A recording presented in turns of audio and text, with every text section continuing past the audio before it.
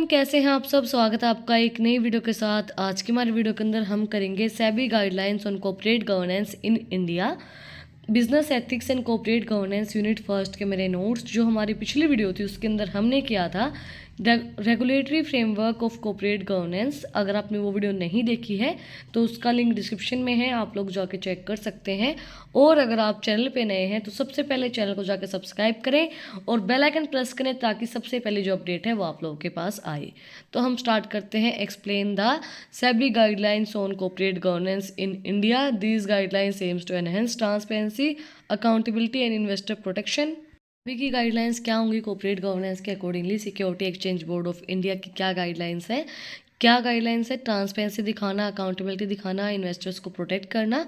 तो कुछ गाइडलाइंस मैंने आपको एक्सप्लेन की हैं। फर्स्ट है board composition. SEBI mandates that the board of director should have an optimum combination of executives and non-executive director with at least one woman director. It also emphasizes the importance of independent director to ensure unbiased decision making. देखो, सेबी मैंडेटेट क्या करता है कि भाई सारा combination हो, executive directors का भी, नॉन एग्जीक्यूटिव डायरेक्टर का भी, और एटलीस्ट एक औरत, एक वुमेन भी उनके अंदर डायरेक्टर हो। एटलीस्ट वन वुमेन डायरेक्टर ज़रूर हो इन सर्टेन केसेस।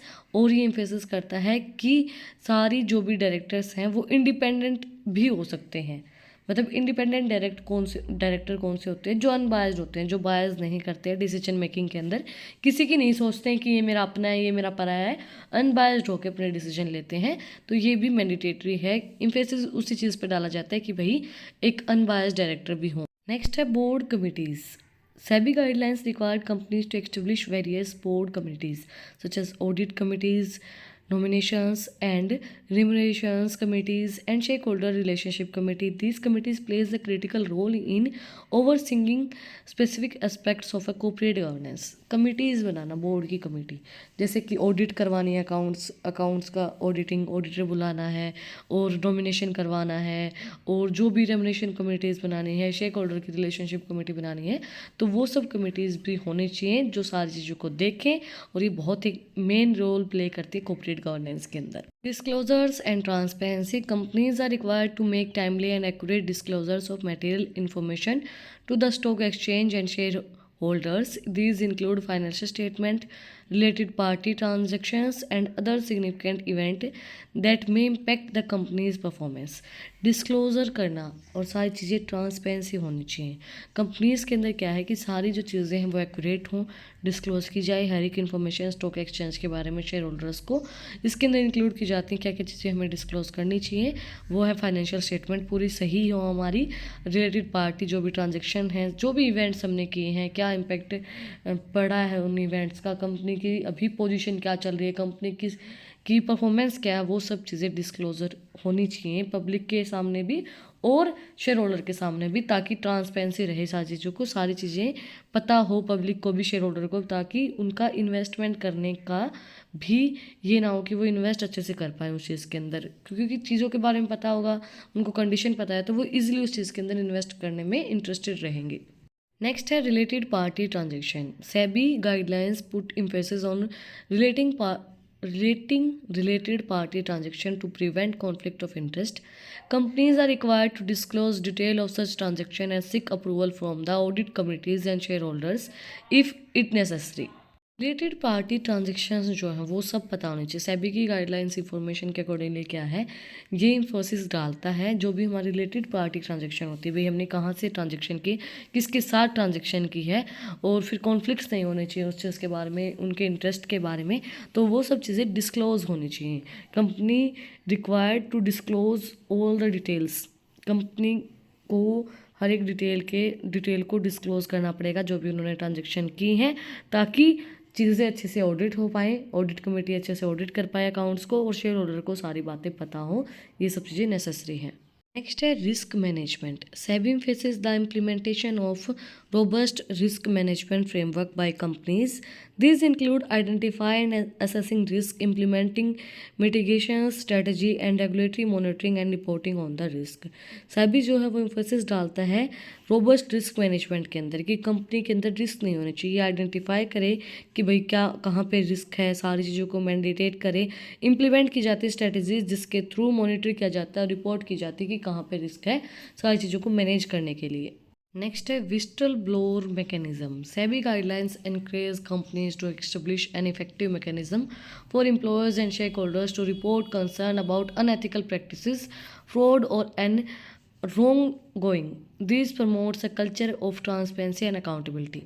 सेबी की गाइडलाइंस क्या कहती हैं कि एक इफेक्टिव मैकेनिज्म होना चाहिए एम्प्लॉयज और शेयर होल्डर के बीच में, जिसके अंदर सारी जो चीज़ें हैं वो रिपोर्ट करी जाए, हर एक चीज़ उनको पता हो, कोई भी अनएथिकल प्रैक्टिसेस ना हो, जिससे फ्रॉड नहीं हो, कोई भी गलत डिसीजन नहीं लिया जाए, कोई भी गलत चीज़ नहीं चले, कोई भी गलत चीज़ को प्रमोट नहीं करना है। उनका कल्चर ऐसा होना चाहिए, वो प्रमोट करें ट्रांसपेरेंसी को और अकाउंटेबिलिटी को, हर एक चीज़ बिल्कुल ट्रांसपेरेंट हो और जो अकाउंट्स हैं वो भी बिल्कुल सही हों, बिल्कुल कोई भी चीज़ गलत ना हो। उस मैकेनिज्म के अकॉर्डिंगली उन गाइडलाइंस को फॉलो किया जाता है जो सेबी ने दी हैं। सेबी की गाइडलाइंस क्या है, हर एक चीज़ के बारे में रिपोर्ट दी जाए, कोई भी अनएथिकल प्रैक्टिसेस नहीं होनी चाहिए, जिससे आपका फ्रॉड भी नहीं होगा, कोई फ्रॉड नहीं होनी चाहिए, कोई भी रॉन्ग कोई भी चीज़ नहीं होनी चाहिए, गलत कुछ भी नहीं होना चाहिए। नेक्स्ट है code of conduct. SEBI mandates the formulations and adherence to a code of conduct for directors and senior management personally. These code sets out the ethical standards and responsibility they should upload. देखो code of conduct का मतलब क्या होता है कि आपके सिद्धांत या फिर हम बोल सकते हैं एथिक्स क्या होता है। जैसे भी कोई एक एग्जांपल देती हूँ मैं आपको, एक डॉक्टर है तो डॉक्टर के कोड ऑफ कंडक्ट्स क्या होंगे। अगर रात के 12 बजे उसके पास कोई पेशेंट आता है तो उसके सिद्धांत जो डॉक्टरी के सिद्धांत है वो क्या कहेंगे कि आपको उसका इलाज करके आना पड़ेगा, आप उसको देख के आओ, उसको टैबलेट्स दो, जो भी करना है आपको उसको देना है, ये आपके सिद्धांत कहते हैं। इमरजेंसी में आया है कोई तो उसको आपको देखना है, तो वो कोड ऑफ कंडक्ट का मतलब होता है, वो कोड ऑफ कंडक्ट्स होते हैं। और यहाँ पे हमें क्या बोला गया है कि जो भी कंपनी के शेयर होल्डर्स होते हैं, जो डायरेक्टर्स होते हैं, उनको कोड ऑफ कंडक्ट्स को फॉलो करना पड़ेगा। जो उनके कोड ऑफ कंडक्ट्स हैं, जो उनके सिद्धांत हैं, जो एथिक्स उनके लिए सेट किए गए हैं, जो उनकी रिस्पॉन्सिबिलिटीज़ हैं, वो चीज़ वो फॉलो करेंगे।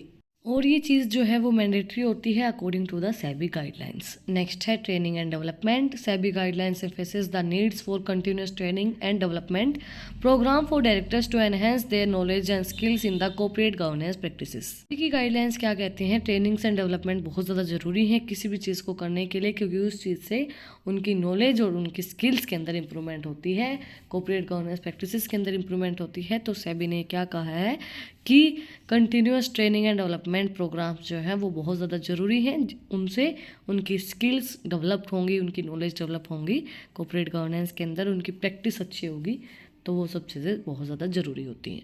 इसी के साथ आज का जो हमारा टॉपिक है वो कंप्लीट हो गया है। क्या गाइडलाइंस दी हैं कॉर्पोरेट गवर्नेंस की सेबी ने इंडिया के अंदर। अगर आपको आज की वीडियो पसंद आई तो आप लोग को पता ही क्या करना है, कमेंट सेक्शन में मुझे बताना है कि आपको वीडियो कैसे लगी। कोई भी डाउट है तो वो भी आप लोग कमेंट सेक्शन में मुझसे पूछ सकते हैं। और भी एक इम्पॉर्टेंट चीज़ होती है जो है नोट्स, वो बहुत ज़्यादा इम्पोर्टेंट है।